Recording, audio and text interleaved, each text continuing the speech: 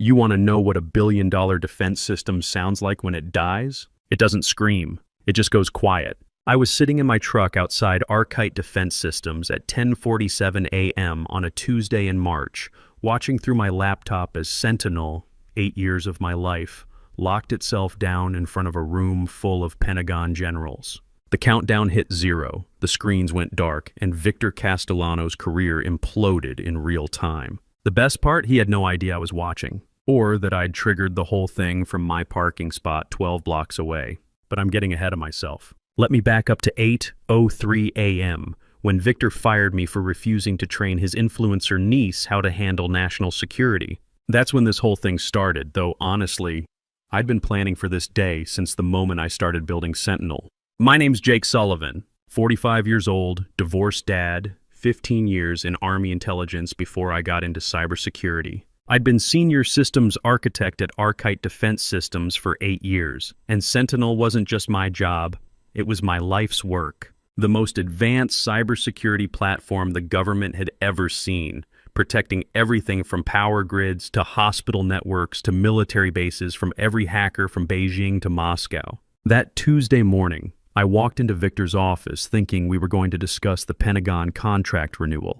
The meeting was supposed to be about expanding Sentinel's capabilities, maybe adding new threat detection algorithms. Instead, I found Victor pacing behind his mahogany desk like a caged tiger, sweating through his $5,000 Italian suit. Jake, sit down. No coffee offer this time. That should have been my first clue something was wrong. We need to talk about operational efficiency, he said. Corporate speak for we're about to screw you over. I'd heard that phrase before in my Army days when some Pentagon desk jockey wanted to replace American soldiers with cheaper contractors. I've brought in a consultant, Victor continued. Someone who understands the global marketplace, the new economy. That's when she walked in. Brianna Castellano, Victor's 24-year-old niece, dressed like she was heading to a fashion shoot instead of a defense contractor's office. I knew her from Instagram. 300,000 followers watching her drink green smoothies and pose with designer handbags in front of Daddy's Ferrari. Uncle Vic says you're going to show me the ropes, she chirped, already pulling out her phone to record.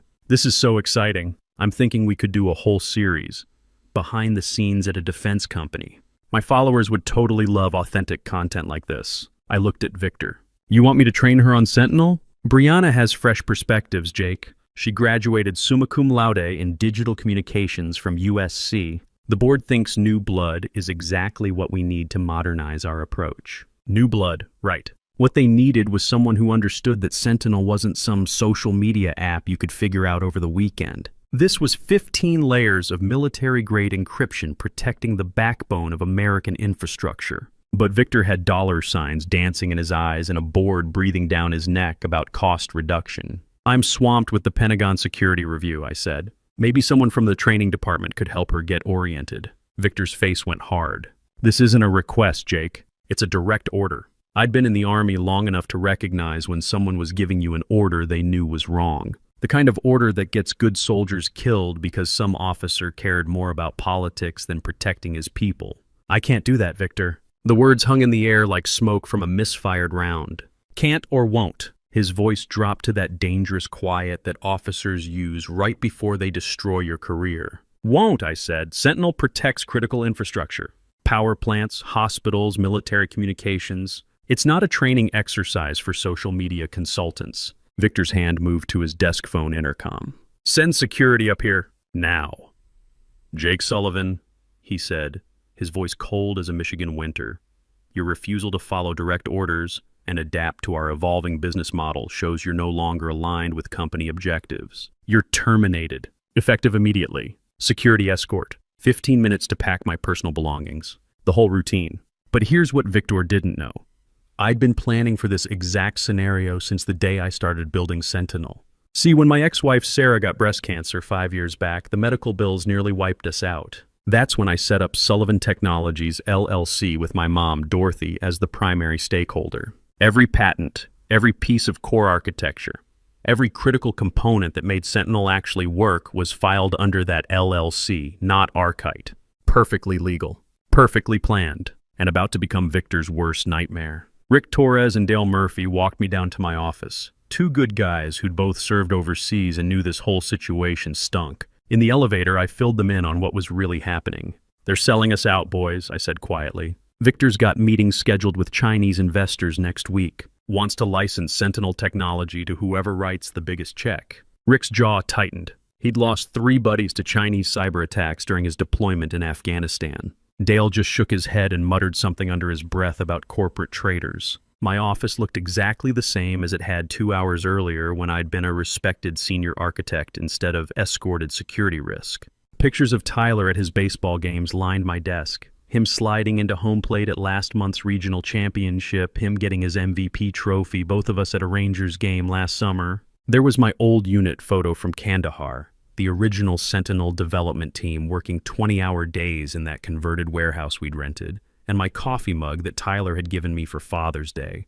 World's okayest dad. 15 minutes to pack up 8 years of my professional life. I grabbed the personal stuff first. Photos, the mug, that small American flag Tyler had made me in 3rd grade. But what I really needed was already in my jacket pocket. A USB drive that looked like any other storage device but contained something Victor had never bothered to investigate.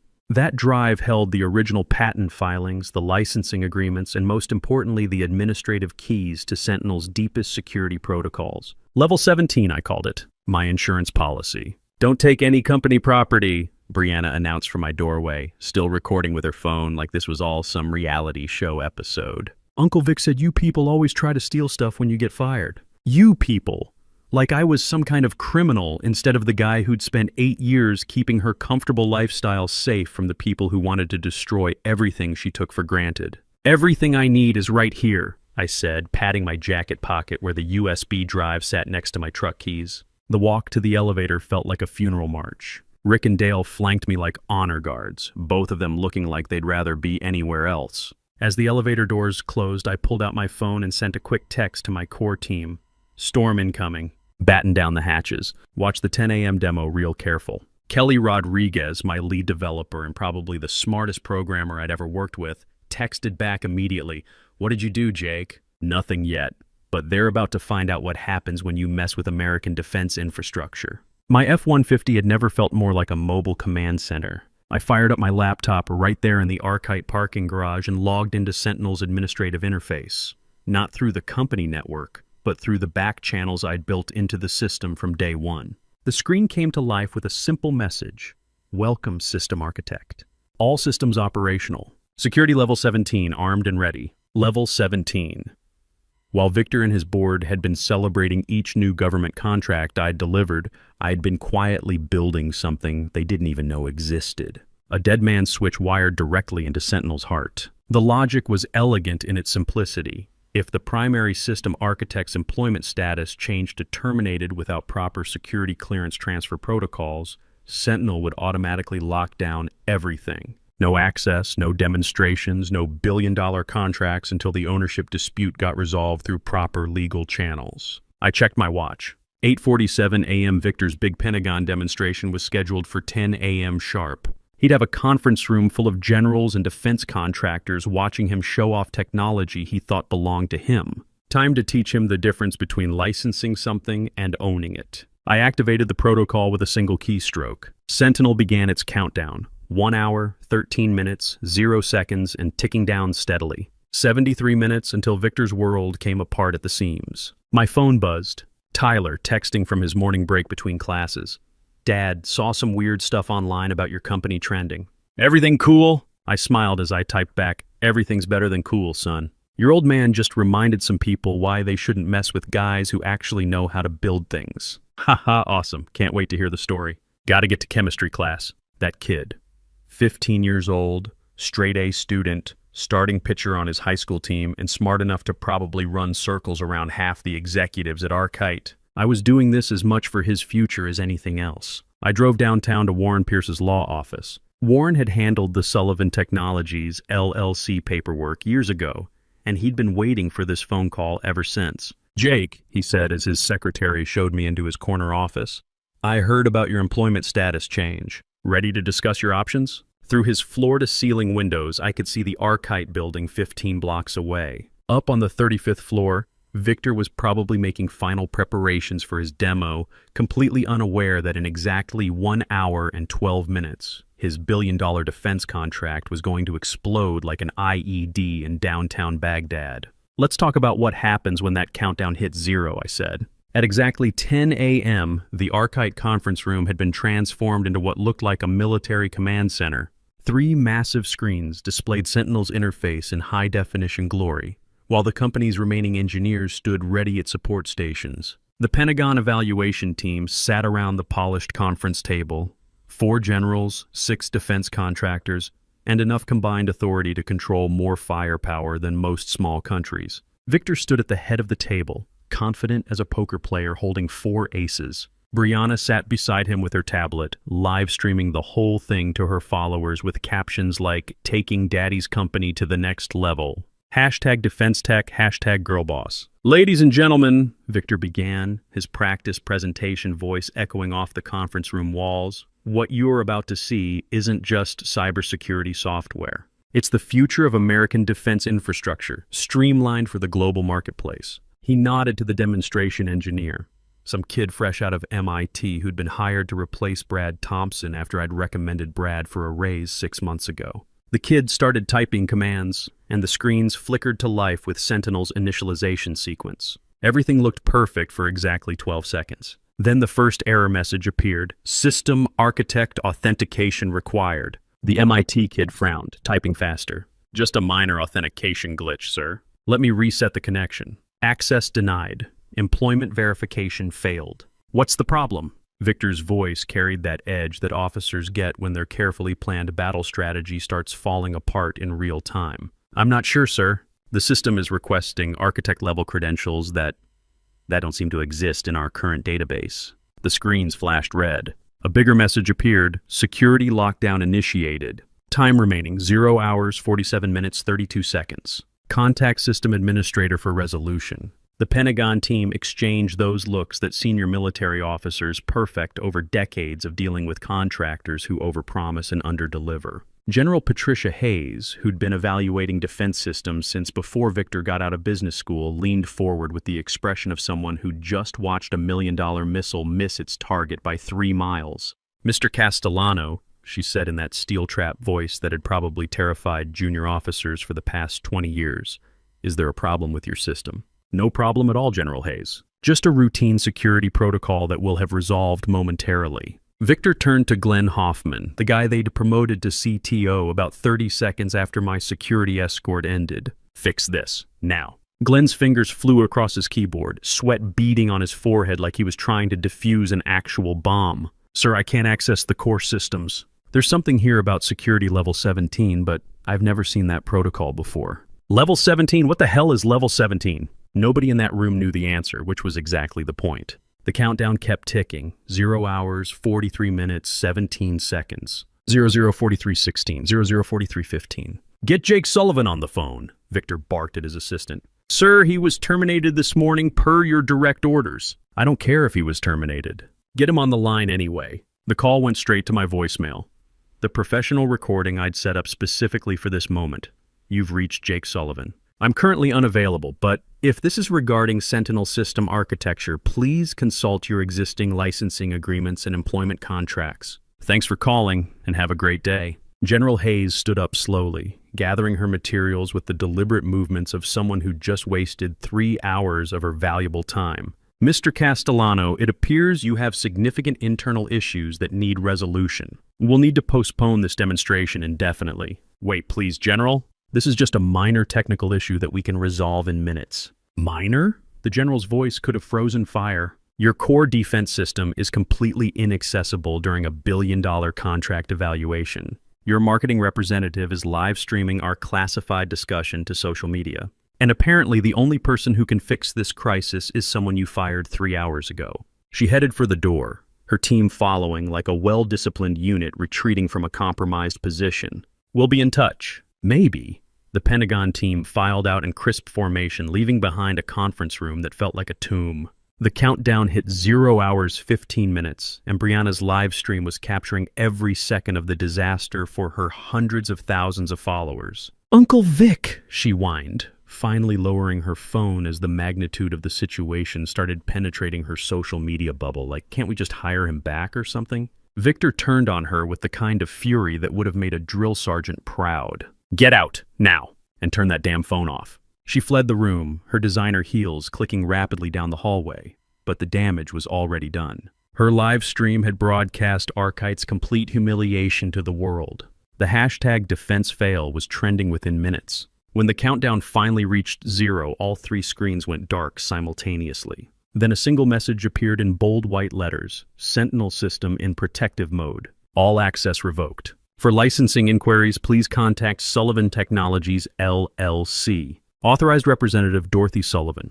In the span of 2 hours, Victor Castellano had lost everything. The Pentagon contract was dead. Arkite's stock price was in free fall as news of the failed demonstration spread through defense industry circles. And Sentinel, the crown jewel technology that justified the company's entire valuation, was locked behind digital walls that only I controlled. My phone lit up like a Christmas tree with missed calls from Arkite's legal team. Warren Pierce texted me from his office. 15 attempts to reach you in the past hour. Should I return their calls? Let them sweat until after lunch, I texted back. I'm busy. But the real entertainment was just getting started. My laptop showed 37 attempts to hack into Sentinel in the past 2 hours. IP addresses from all over the world: Romania, North Korea, Russia, even a couple from somewhere in Belarus. Victor had apparently gone straight to the dark web, throwing money at hackers like a desperate gambler doubling down on a losing hand. Each attack failed before it could even touch Sentinel's first layer of encryption. They were trying to break down a door that didn't exist. Level 17 wasn't something you could hack. It was a logic gate that made Sentinel forget it existed without proper authorization codes. Around noon, my phone rang. Glenn Hoffman, sounding like a man who'd just watched his career go up in flames. "Jake, this is Glenn. Look, I know what happened this morning was unfortunate, but we need your help here. The entire system is down, and frankly, none of us understand the architecture well enough to troubleshoot it. System's working fine, Glenn. It's just not working for you. Come on, Jake. We both know this is about more than just your termination." "You're absolutely right. It's about Victor trying to sell American defense technology to Chinese investors. It's about replacing experienced engineers with social media consultants. It's about putting quarterly profits ahead of protecting the infrastructure that keeps American families safe." There was a long silence on the line. When Glenn spoke again, his voice was barely above a whisper. "The board is willing to negotiate. Full reinstatement, back pay, promotion to vice president of engineering. We can even discuss equity options." "Too late for negotiations, Glenn. I've already got a better offer." That afternoon, I found myself in the executive offices of Durham Strategic Partners, sitting across from Diana Foster in a conference room that overlooked half the city. Diana was the kind of woman who'd been making billion-dollar deals since before the internet existed, and she had the reputation to prove it. "Sullivan," she said, studying me over her coffee cup, "I've had a very interesting day. Richard called me personally after the Arkite demonstration. In 30 years of defense contracting, he said he's never witnessed such a spectacular system failure. Arkite disappointed him." "No," she smiled with the sharpness of a combat knife. "Victor Castellano disappointed him. Arkite is just office space and furniture. What we were interested in was Sentinel technology. And Sentinel, our legal team discovered this morning, was never really Arkite's to sell in the first place." She slid a tablet across the polished table. The screen displayed the original Sullivan Technologies LLC Incorporation documents, with my mother's name prominently listed as primary stakeholder. "Our attorneys have been busy since 11 a.m., Diana continued. "Every patent, every core innovation that makes Sentinel valuable, it all traces back to your LLC. Arkite has been licensing technology they never actually owned. They had full usage rights," I said carefully, "as long as certain employment conditions were maintained. Conditions that were violated at 8:03 this morning." Her smile could have cut glass. "So tell me, Jake, what exactly do you want?" This was the moment I'd been preparing for since I'd walked out of that Arkite building with security guards at my elbows. "I want to build the company Arkite should have been. American-owned, veteran-operated, focused on protecting our country's infrastructure instead of selling it to whoever writes the biggest check. You want control. I want purpose. Sentinel can be more than just profitable. It can be the shield that stands between American families and the people who want to hurt them. But only if it's developed correctly, ethically, with people who understand what's really at stake." Diana leaned forward, her business instincts fully engaged. Durham Strategic was prepared to invest $2 billion in acquiring Sentinel from Arkite. That offer is obviously dead, but the technology still exists, and we still want access to it. She slid another document across the table. The signing bonus number at the bottom made me pause and read it twice. That's just the signing bonus, Diana said casually. Your salary as chief architect would be separate, plus comprehensive medical coverage for your entire family. We take care of our people, Jake. I thought about Tyler, about the future I wanted to build for him in a world where cyber warfare was becoming as dangerous as conventional weapons. I thought about my core team at Archite. Kelly, Brad, Amy, brilliant engineers trapped under incompetent leadership. I thought about Victor's arrogance and Brianna's complete ignorance of what she'd been playing with. I have conditions. I wouldn't respect you if you didn't. First, I bring my team. Kelly, Brad, Amy, the people who actually built Sentinel with me. They deserve to see their work succeed under proper leadership. Done. Second, Sentinel's security protocols are non-negotiable. No backdoors for anyone, including government agencies, unless they follow proper legal channels. We protect everyone equally, or we protect no one at all. Agreed. Third, this launch needs to be public. When we announce Sentinel Global Systems, I want the entire defense community to know exactly who built this technology and who tried to steal it from American engineers. Diana actually laughed out loud. Jake, I like your style. Yes, we can definitely arrange that kind of public launch. We spent the next 2 hours working through details, with Diana's legal team joining us via video conference. By 5 p.m., the framework was complete. Sentinel Global Systems would be incorporated by morning. The patents would transfer smoothly from my mother's LLC, and Victor Castellano would wake up tomorrow to discover his company was worth about as much as a used pickup truck with transmission problems. As we wrapped up the meeting, Diana stood and extended her hand, something she apparently didn't do for many people. Jake, I've worked with hundreds of engineers and defense contractors over the years. The brilliant ones who can't execute, the driven ones who lack vision, the political ones who compromise everything for short-term gains. You're something different. What's that? Patient. You waited 5 years for this exact moment, building your safeguards, preparing for every possible contingency. That kind of long-term strategic thinking is exactly what American defense infrastructure needs. Walking out of Durham's offices into the late afternoon sun, I felt lighter than I had in years. This morning I'd been fired in disgrace, escorted out by security like some kind of corporate criminal. This afternoon, I was about to become chief architect of a defense company with unlimited resources and a mission I could actually believe in. My phone buzzed with a text from Tyler. Dad, some kids at school saw that crazy video about your company on TikTok. Are we going to be okay financially? I smiled as I typed back, we're going to be better than okay, son. Your old man just reminded some people why they shouldn't mess with American engineers who know how to build things right the first time. That's so awesome! Mom called and said she saw you on the news. She seemed actually proud, which is weird for her.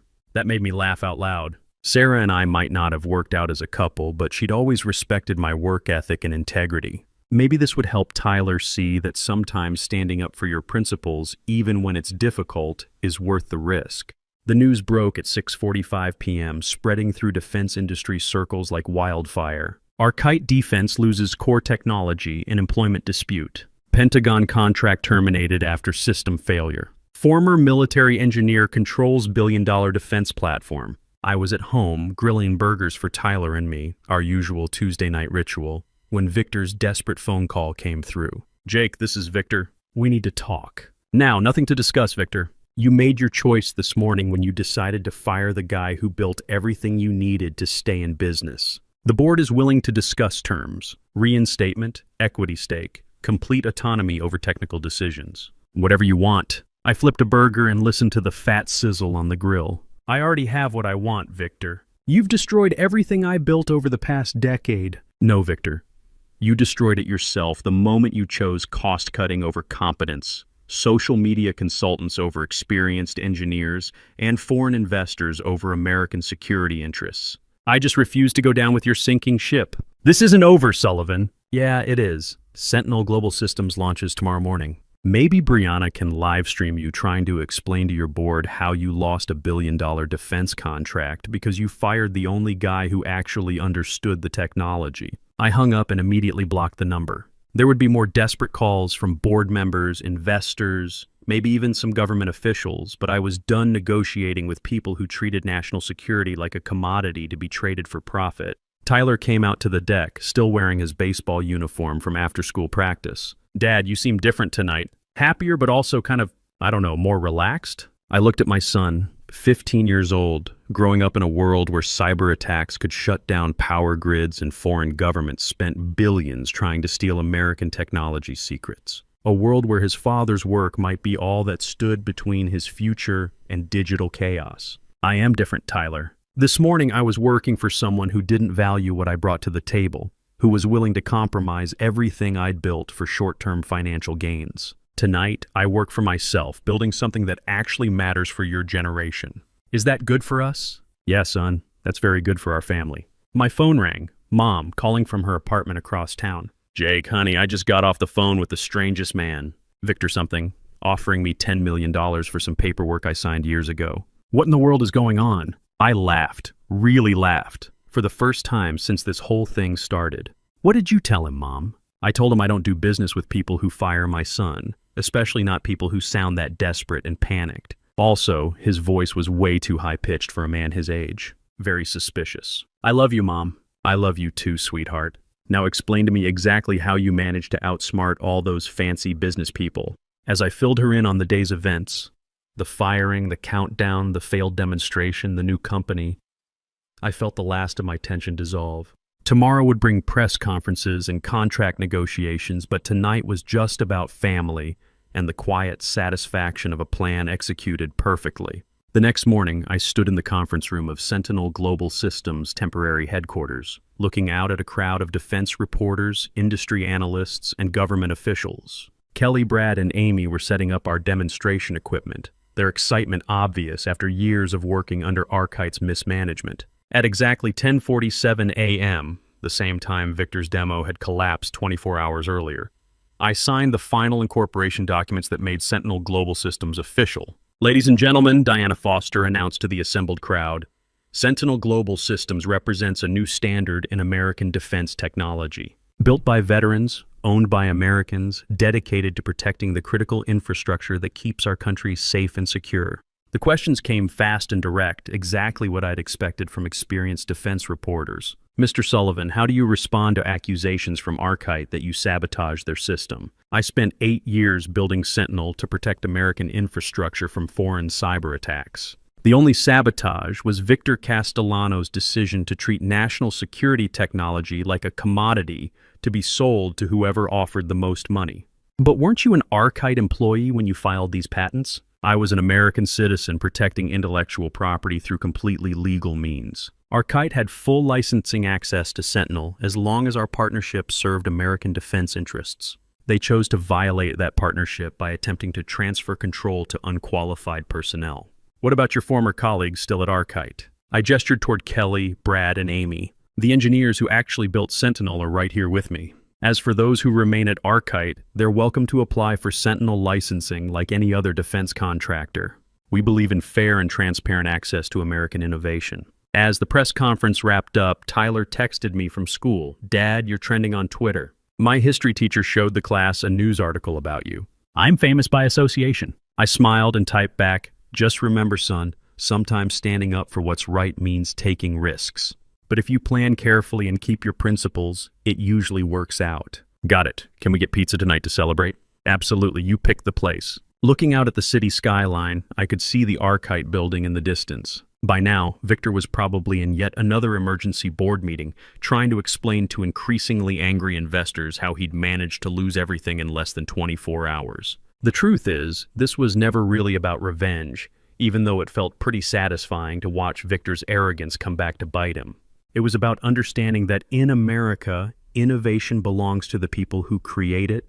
Loyalty has to be earned through respect, and some things like national security are more important than quarterly profit margins. Victor thought he could replace experience with cheap labor, dedication with nepotism, and American engineering with foreign competitors willing to work for less money. He learned the hard way that when you try to screw over someone who spent 15 years protecting this country's infrastructure, you better make sure they don't hold all the keys to everything you need to survive. They fired me at 8:03 a.m. for refusing to compromise American security. By 10:47 a.m. the next day, I owned the very technology their entire company was built on. And that, as Tyler would say, was pretty awesome. Because in America, sometimes the best revenge isn't getting even. It's building something better and showing everyone what real leadership looks like. I was finally working for someone who understood what I was actually worth.